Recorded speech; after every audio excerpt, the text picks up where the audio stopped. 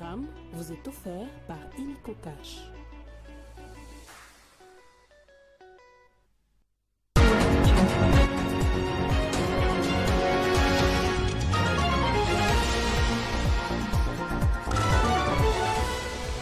L'épidémie de monkeypox en République démocratique du Congo, la situation s'est encore aggravée avec plus de 14 600 cas suspects notifiés et 654 décès. À ce jour, toutes les provinces sont touchées par cette épidémie. Le gouvernement de la République annonce la distribution des premiers vaccins d'ici la semaine prochaine. Bras de fer entre les magistrats et le ministre d'État à la Justice, Dieudonné Kamuleta joue aux sapeurs-pompiers. Ce jeudi, il a exhorté les magistrats à se démarquer des pratiques conflictuelles et à privilégier le dialogue avec les autorités compétentes, notamment le ministre d'État à la Justice. Présidentielle aux États-Unis d'Amérique. Dans la nuit de jeudi à vendredi, Kamala Harris prononce son discours d'investiture très attendu. Ce moment clôture 3 jours de convention démocrate survoltée organisée dans le United Center de Chicago. Bienvenue dans ce journal. Sur Télé 50, monkeypox en République démocratique du Congo, la situation de l'épidémie s'est encore aggravée avec plus de 14 600 cas suspects notifiés et 654 décès. À ce jour, toutes les provinces sont touchées par cette épidémie et le gouvernement de la République annonce pour bientôt la distribution des premiers vaccins.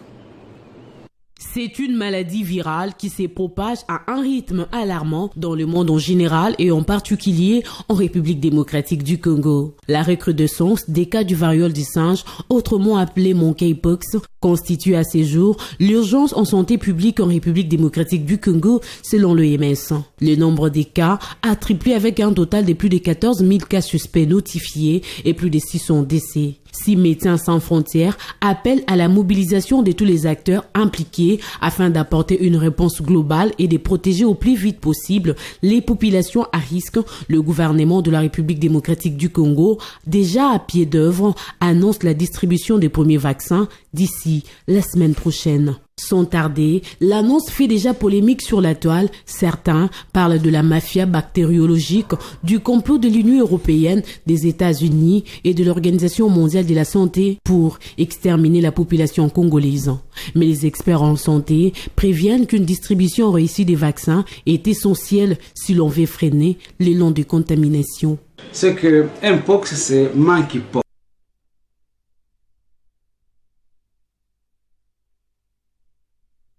C'est une maladie virale qui se propage à un rythme alarmant dans le monde en général et en particulier en République démocratique du Congo. La recrudescence des cas du variole du singe, autrement appelé monkeypox, constitue à ce jour l'urgence en santé publique en République démocratique du Congo selon l'OMS. Le nombre des cas a triplé avec un total de plus de 14 000 cas suspects notifiés et plus de 600 décès. Si Médecins sans frontières appellent à la mobilisation de tous les acteurs impliqués afin d'apporter une réponse globale et de protéger au plus vite possible les populations à risque, le gouvernement de la République démocratique du Congo, déjà à pied d'œuvre, annonce la distribution des premiers vaccins d'ici la semaine prochaine. Sans tarder, l'annonce fait déjà polémique sur la toile. Certains parlent de la mafia bactériologique, du complot de l'Union européenne, des États-Unis et de l'Organisation mondiale de la santé pour exterminer la population congolaise. Mais les experts en santé préviennent qu'une distribution réussie des vaccins est essentielle si l'on veut freiner l'élan de contamination. C'est que Mpox, c'est monkeypox. Après avoir interpellé les syndicats des magistrats la veille, le président du Conseil supérieur de la magistrature, Dieudonné Kamuleta, a convoqué d'urgence une réunion de son institution à laquelle il a associé le ministre d'État en charge de la justice et garde de Sceaux, Constant Mutamba. Au menu de cette rencontre, le malentendu entre le ministère de la Justice et les syndicats des magistrats. Suivez le compte-rendu de cette rencontre par le ministre d'État à la Justice. C'était une réunion de concertation, évidemment pour aborder toutes les questions qui ont défrayé la chronique les 3 derniers jours. Et nous avons arrondi les angles. Nous nous sommes accordés que nous devons tous nous inscrire dans la droite ligne des réformes voulues par son Excellence Monsieur le Président de la République, qui veut que notre appareil judiciaire soit systématiquement réformé pour que la justice soit réellement rendue en faveur du peuple congolais. Il n'y a pas de problème entre le ministre d'État, le ministre de la Justice et garde des Sceaux, et les membres du Conseil supérieur de la magistrature et les magistrats en général. Il y avait évidemment quelques malentendus. Donc il était question de pouvoir faire l'état des lieux de l'appareil judiciaire. Nous avons épinglé la nécessité qu'il y a d'opérer des réformes qui vont dans le sens de lutter drastiquement contre la délinquance économique et financière. Et c'est sur ça que nous avons travaillé et nous nous sommes accordés que cela se fera désormais dans un climat d'harmonie parfaite et qu'à partir de ce jour, il n'y aura plus des déclarations, que ce soit de la part des syndicalistes, que ce soit de la part des membres du cabinet du ministre d'État, ministre de la Justice. Désormais, toutes les questions qui concernent l'appareil judiciaire passeront par ce cadre de concertation. L'amélioration du social est l'une des priorités du chef de l'État et de la ministre des Affaires sociales, Action humanitaire et solidarité nationale Aziza Mounana dans sa visite d'itinérance dans le Haut-Katanga. Le numéro 1 du social a inauguré 3 ouvrages sociaux dont 2 écoles et un centre culturel dans le cadre de l'exécution du programme de dotation de 0,3% minimum du chiffre d'affaires des sociétés minières pour le développement des communautés locales. Dans le cadre de l'exécution du programme de la dotation des 0,3% minimum du chiffre d'affaires pour la contribution au développement communautaire, la ministre des Affaires sociales, l'Action humanitaire et solidarité nationale, Aziza Mounana, et le vice-ministre des Mines, accompagnés de plusieurs députés nationaux, ont procédé à la remise des ouvrages de développement communautaire réalisés par la DOT MMG Kin Sévère dans les secteurs de Bukanda, territoire de Kipushi, province du Haut-Katanga. Premier ouvrage à inaugurer. École primaire Shindaika, Institut technique Shindaika. Ici, la ministre des Affaires sociales, Action humanitaire, aux côtés du vice-ministre des Mines, pour couper les ribans symboliques et fait la libation, tout en exprimant son satisfecit après les tours des salles. Iko furaha sana kwa kuona effort banaingia mu vision ya président de la République, chef de l'État, Félix Antoine Tshisekedi Tshilombo. On a un président qui est très proche de la population. Le développement communautaire, le Congo de demain, c'est la jeunesse d'aujourd'hui. Je suis de celles qui croient nous vision un chef de l'État et je le crois fermement parce que l'exécution est là. C'est du concret et c'est du palpable. Parce que le développement communautaire, il t'a saisi à batoto bote bafunde parce que kama bafunde okutunenda c'est une bombe à retardement. Du kama mutoto wapa na funda kesho le Haut-Katanga tutenda kumbele. Deuxième ouvrage dans le groupement Kasongo, école primaire Kiembo 1, Institut technique Kiembo 2. Ici, l'autorité coutumière attend du gouvernement un soutien sans faille et demande à ce que ce dernier s'implique pour la pérennisation de ces ouvrages. Pour clôturer la série des inaugurations de ce jour dans le Haut-Katanga, direction centre culturel communautaire de Kifita, composé de bureaux, d'une salle de réunion, un espace libre pour diverses activités. Pour la ministre des Affaires sociales, l'Action humanitaire et solidarité nationale, les bénéficiaires de ces ouvrages devraient en faire bon usage. Elle a par ailleurs rappelé que le président de la République, Félix Tshisekedi, et le gouvernement souminois font tout pour que les communautés affectées soient des communautés bénéficiaires. Et la Direction nationale de contrôle et de la préparation de la paie des enseignants a procédé au lancement de l'évaluation de ces activités qui permettront l'identification des directeurs provinciaux prêts à mener des réformes dans le système éducatif en République démocratique du Congo. Objectif principal, assurer l'appropriation de ces acteurs provinciaux sur les outils numériques. C'est en présence du directeur chef des services de la Direction nationale des contrôles et de la préparation de la paie des enseignants, des acteurs provinciaux et de l'inspecteur général à l'éducation nationale que l'atelier d'évaluation des activités de la DINACOPE a été lancé par le vice-ministre de l'éducation nationale représentant la ministre d'État en péché. Jean-Pierre Kezamoudrou a dans son mot invité les directeurs chefs des services de la DINACOPé et toute son équipe à conduire ces travaux sans complaisance afin d'identifier les directeurs provinciaux capables de mener à bon port toutes les réformes initiées par la DINACOPé pour le bien du système éducatif congolais. Je déclare ouvert ces travaux et l'atelier de l'évaluation des activités de direction provinciale de la DINACOPé. Il est plus que temps de penser à l'avenir de notre pays et mettre fin aux antivaleurs. Vous devez être honnête, exemplaire et irréprochable. Prenant la parole à son tour, les directeurs chefs des services de la DINACOPé a énuméré quelques réformes initiées par son service, notamment la mise en place d'un outil permettant de faire les suivis de la paie de l'enseignant, les répertoires des écoles privées agréées, ainsi que la géolocalisation des établissements scolaires mécanisés et payés.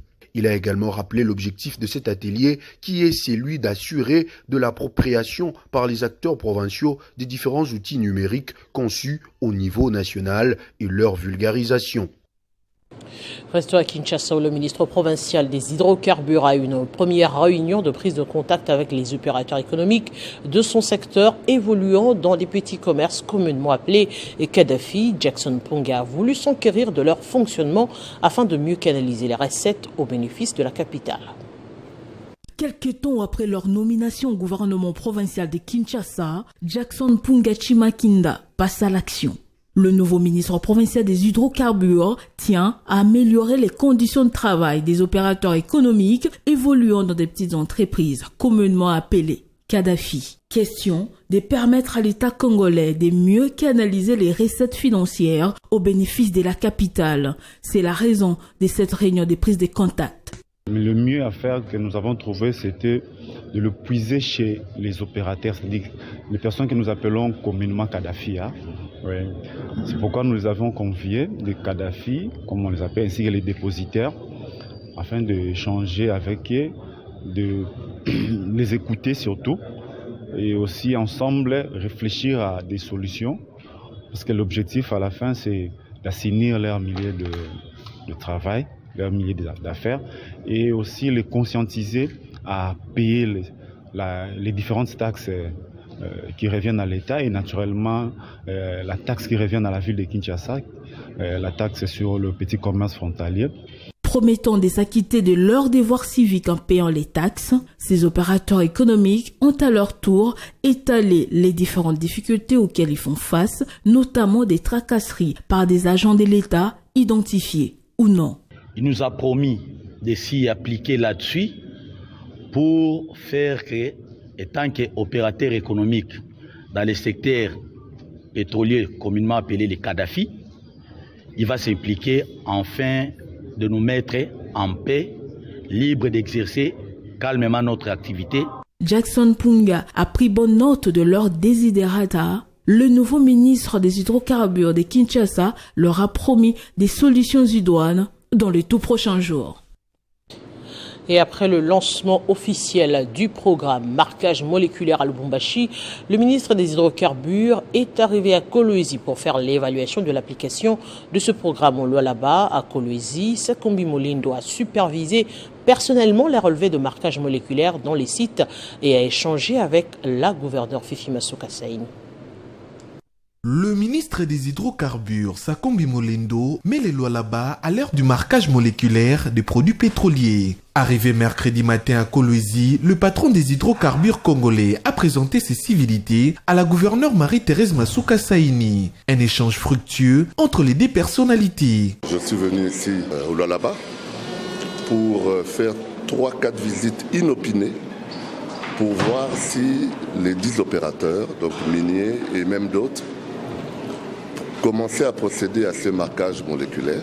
Nous sommes donc dans une visite de sensibilisation et à partir du 1er novembre, nous allons rentrer dans le barème des sanctions. C'est-à-dire tout produit qui ne sera pas marqué, à partir de 1 mètre cube, il y aura de 5 à 10 000 $ d'amende, pouvant aller même jusqu'au retrait du titre.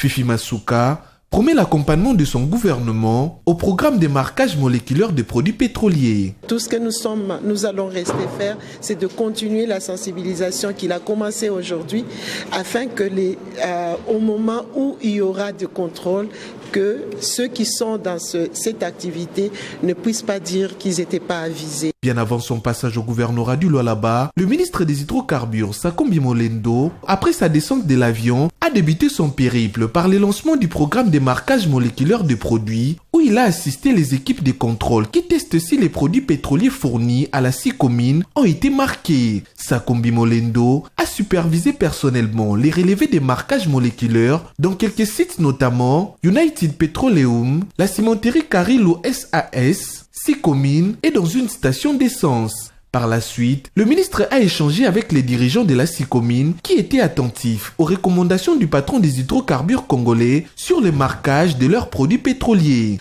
Une sensibilisation qui se poursuit dans l'objectif d'assainir les secteurs des hydrocarbures pour accroître les recettes fiscales et parafiscales. Et sur le plan politique, Sakombi Molendo a profité de son séjour pour rencontrer les membres du comité interfédéral de l'UNC Lualaba que dirige Christian Massoudi au cadre du parti de Vital Kamerhe. Il a au cours de cette réunion épinglé plusieurs points, notamment sa mission au Lualaba, le fonctionnement du parti, et il a annoncé la construction du siège de l'UNC Lualaba.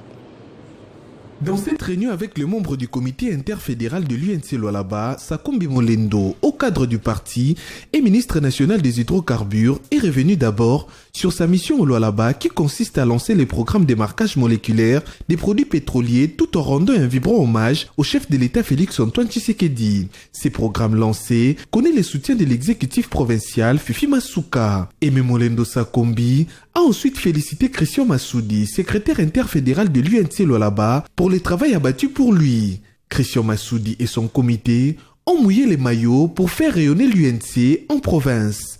J'aimerais d'abord dire toute ma fierté pour l'UNC Lualaba. Vous êtes l'une des interfédérations les plus en vue. Ça, j'aimerais féliciter les interfédérales. Il faut continuer.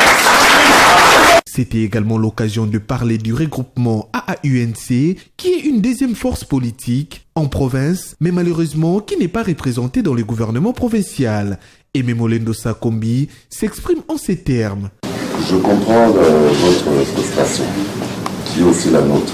En tout cas, je ferai tout ce que je pourrai pour qu'on puisse prendre en considération le poids de l'UNC.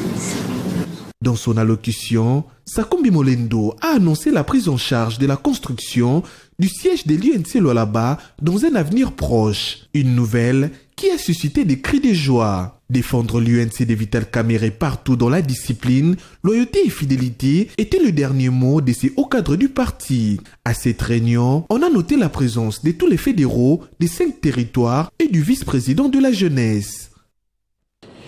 Il vient de retourner les vacances parlementaires à Luebo dans la province du Kasaï. Un parcours de combattant à entendre le concerné. Olivier Tombé a déploré l'état dans lequel se trouve sa région menacée par d'importantes érosions. Les députés nationaux en a appelé à l'implication du chef de l'État. Commentaire de Gaëtan Koubabourandi.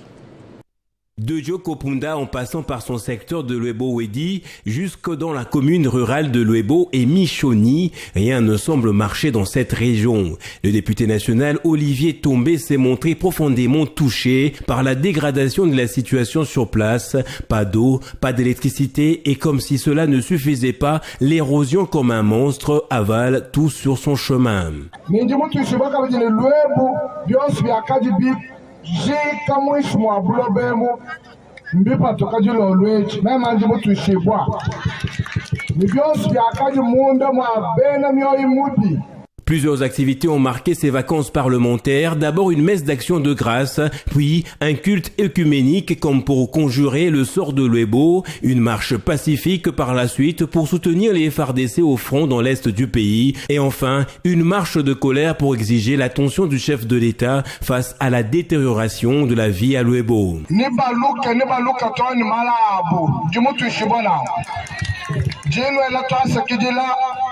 walonjiri jikanda jane bobu mubakulomba bambi banzambi nibulejibo munda mwetu.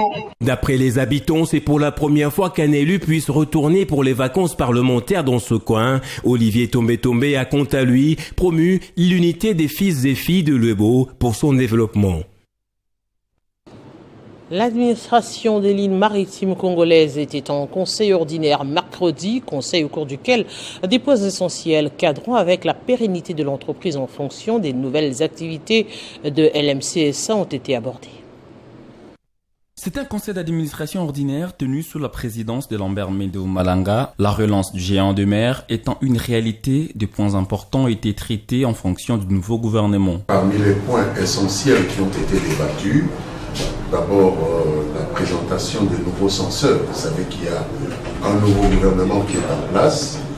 Donc LMC étant une entreprise ayant un actionnaire unique, l'État. Nous avons également parlé des investissements en matière de transport maritime, c'est-à-dire acquisition des navires. Alors, nous avons fait le point des contacts que nous avons avec les partenaires qui travaillent avec nous. Bras séculier du commerce extérieur de la RDC, passant par voie des mers, l'armement national, grâce au management de sa direction générale, patronné par Jean-Claude Mukindimbi Amouza et secondé par Gisèle Mboansia Moupa, se veut conquérant et surtout compétitif dans les secteurs maritimes. Et nous avons également passé en revue la situation de restructuration d'un personnel qui devient de plus en plus nécessaire pour nous permettre de répondre à ces obligations qui sont les nôtres. Et donc nous avons eu à examiner un rapport très détaillé de la direction générale à cette fin. Il est clair que le plan de relance 2023-2024, calqué sur la vision du chef de l'État, produit déjà des fruits et dans un futur proche, la clientèle des LMC SA sera grandement bénéficiaire du porte-à-porte. Et en vue d'améliorer le système sécuritaire de la ville de Kikwit, le maire de la ville, Abeng Yama, a renforcé la mobilité des commandants de la police nationale congolaise en leur dotant des motos. La cérémonie de remise de ces engins a connu la participation de plus d'autorités de la ville ainsi que la population venue saluer l'initiative. L'hôtel de ville de Kikwit a remis ce mercredi 21 août 4 motos au commandant des districts de la police nationale congolaise, ville de Kikwit, dans le but d'assurer la mobilité des éléments de la PNC à la sécurisation des personnes et de leurs biens, et une autre moto à la dame, les maires adjoints pour l'assainissement de la ville. La remise officielle de ces engins roulants a eu lieu à la tribune de Kassinga en présence des autorités politico-administratives, policières et militaires, y compris la population de la place. Lors de son mot de circonstance, les maires de la ville de Kikwit, Abeng Yama, expliquent que la remise de ces engins roulants vient répondre aux problèmes de la PNC Kikwit liés à la mobilité. Pour assurer la sécurité de la population, vous avez besoin d'une bonne mobilité parce que, des fois, vous êtes appelé en urgence à intervenir à des heures tardives, à des endroits lointains, voire même dans les cimetières. Et certaines routes aussi ne sont plus accessibles à voiture, donc il vous faut des motos. C'est pourquoi la mairie de la ville de Kikwit a décidé de remettre des motos au commandant des districts pour que la police arrive à sécuriser notre ville. Côté police nationale congolaise, ville de Kikwit, son numéro 1, le colonel José Mangwa, s'est dit content vu que l'autorité locale n'a fait que se conformer à la constitution, car la police est soumise à elle. Cette activité s'est clôturée dans une bonne ambiance. Je le disais en titre, la convention du Parti démocrate se clôture ce jeudi à Chicago, aux États-Unis d'Amérique. Kamala Harris va accepter officiellement l'investiture du parti pour la présidentielle américaine. Lors de son discours hier, son colistier Tim Wells avait accepté l'investiture de son parti. La convention du Parti démocrate qui a débuté le lundi dernier va se clôturer ce jeudi dans la soirée. Kamala Harris, âgée de 59 ans, a été désignée pour représenter les partis démocrates à la présidentielle 2024. Barack Obama et Michelle Obama ainsi que Joe Biden se sont décidés d'apporter un soutien fort à leur candidate. La vice-présidente de 59 ans va profiter de cette audience pour se présenter à un pays qui ne la connaît pas forcément très bien après bientôt 4 années au poste de vice-présidente. Son discours arrivera en clôture d'une convention euphorique, voire franchement survoltée, qui a attiré chaque soir, quand les orateurs de marque montaient sur scène, de millions de téléspectateurs. La démocrate Kamala Harris, née d'un père jamaïcain et d'une mère indienne, évoquera son enfance dans la classe moyenne et ses engagements d'ancienne procureure de Californie. Elle l'opposera à son rival républicain, qui s'est dit seul, capable d'arrêter les déclins du pays, une vision résolument optimiste du destin américain, selon son équipe de campagne. Le républicain Donald Trump, dans son discours du mercredi lors de son meeting au Californie du Nord, a promis de remporter l'élection de 2024 et a tenu le propos injurié au regard de Joe Biden et Kamala Harris. Allez, on prend le rappel des principaux titres. L'épidémie de monkeypox en République démocratique du Congo, la situation s'est encore aggravée avec plus de 14 600 cas suspects notifiés et 654 décès. À ce jour, toutes les provinces sont touchées par cette épidémie. Bras de fer entre les magistrats et le ministre d'État à la Justice, Dieudonné Kamoleta joue aux sapeurs-pompiers. Ce jeudi, il a exhorté les magistrats à se démarquer des pratiques conflictuelles et à privilégier le dialogue avec les autorités compétentes, notamment le ministre d'État à la Justice. Présidentielle aux États-Unis d'Amérique. Dans la nuit de jeudi à vendredi, Kamala Harris prononce son discours d'investiture. Très attendu, ce moment clôture 3 jours de convention démocrate survoltée organisée dans le United Center de Chicago. Ce journal est complètement terminé. Merci de l'avoir suivi. L'info reste en continu sur les différentes plateformes de téléchargement, dont Banamboka Congo.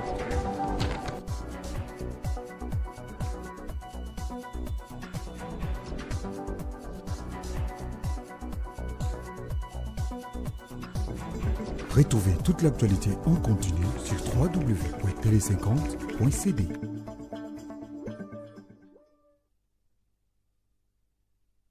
Ce programme vous a été offert par Illico Cash.